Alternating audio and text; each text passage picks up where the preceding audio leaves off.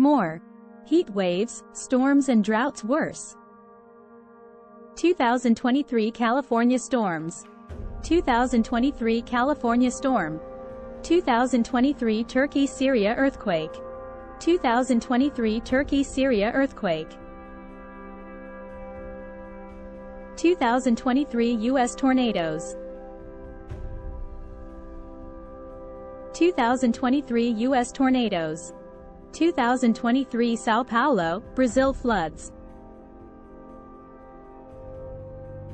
Climate change is causing the weather around the world to get more extreme, and scientists are increasingly able to pinpoint exactly how the weather is changing as the Earth heats up. A sweeping new report by top climate scientists and meteorologists describes how climate change drove unprecedented heat waves, floods and droughts in recent years. The annual report from the American Meteorological Society, AMS, compiles the leading science about the role of climate change in extreme weather.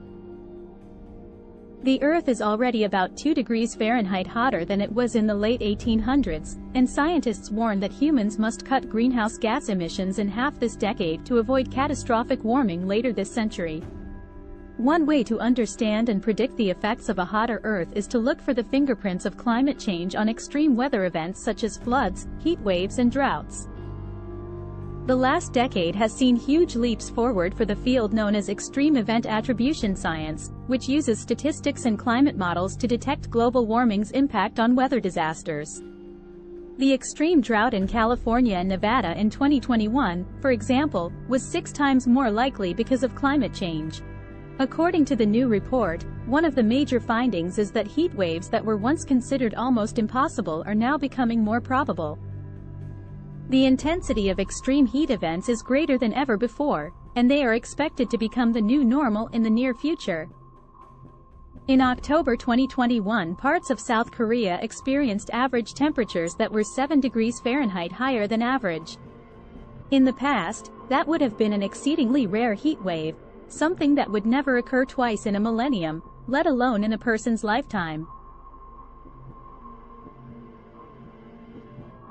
But scientists found that if humans do not dramatically reduce greenhouse gas emissions, such heat waves in South Korea will be the new norm by 2060. The connection between climate change and heat waves is particularly well understood and documented, in part because rising temperatures are relatively simple to measure and predict. Other types of weather are more complex.